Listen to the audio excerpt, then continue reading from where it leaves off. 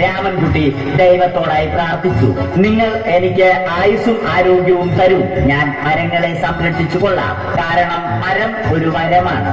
അവന്റെ പ്രാർത്ഥന ദൈവം കേട്ടു. ആ മാവിൽ നിന്നും വീണ തേങ്ങ രാമൻകുട്ടി മോങ്ങാതെ ഇരുന്നു തിന്നു. അപ്പോഴാണ് രാമൻകുട്ടി മറ്റൊരു കാഴ്ച കണ്ടത്. രാഘവൻ വരുന്നു.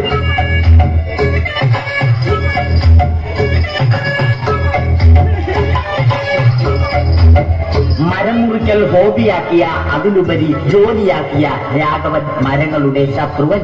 മരങ്ങൾ മുറിച്ച് ഫർണിച്ചർ പണിയുന്നത് തെറ്റൽ. അവനെ ഇതിൽ നിന്നും പിന്തിരിപ്പിക്കണം. അവർ തമ്മിൽ ഒന്നും രണ്ടും പറഞ്ഞു. സംസാരം മൂത്ത് വാക്കേറ്റമായി. അത് പിന്നെ അടിയിൽ കലാശിച്ചു.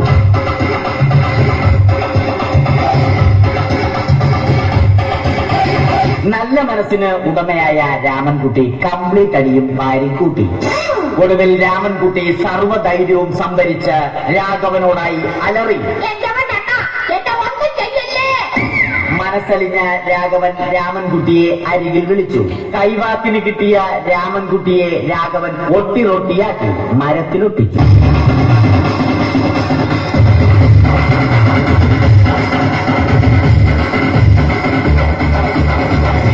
ഇന്നത്തെ പണി കഴിഞ്ഞ രാഘവൻ സംതൃപ്തിയോടെ വീട്ടിലേക്ക് മടങ്ങി.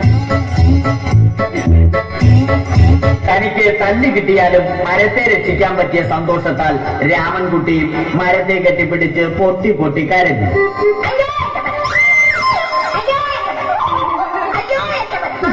കാരണം മരം ഒരു വരമാണ്. കെട്ടിപ്പിടിക്കൽ ഏറ്റുവാങ്ങിയ മരം നാണം കൊണ്ട് ചില്ലകൾ താഴ്ത്തി. മരത്തെ രക്ഷിച്ച ക്ഷീണത്തിൽ രാമൻകുട്ടി മരച്ചുവട്ടിലിരുന്ന് ഉറങ്ങിപ്പോയി. പെട്ടെന്നാണ് അത് സംഭവിച്ചത്. പ്രകൃതി അതിന്റെ തനിക്കോണം കാണിച്ചു തുടങ്ങി.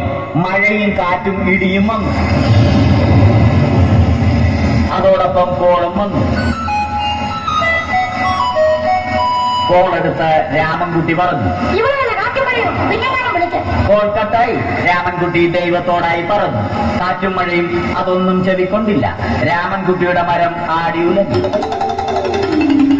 രാമൻകുട്ടി ദൈവത്തോടായി വീണ്ടും പറഞ്ഞു. മരം ഒരു വരമാണ്. മരത്തെ ഒന്നും ചെയ്യരുത്.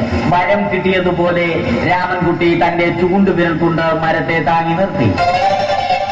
ചൂണ്ടുവിരൽ വളഞ്ഞ് ചൂണ്ട പോലെയായി. ഇനി മീൻ പിടിക്കാൻ കൊള്ളാം. അവസാനം സംഭവിക്കേണ്ടത് സംഭവിച്ചു. രാമൻകുട്ടി അടിയിലും മരം മുകളിലും. അന്ത്യശ്വാസം വലിക്കുന്നതിനു മുമ്പ് രാമൻകുട്ടി ദൈവത്തോടായി ഇങ്ങനെ പറഞ്ഞു.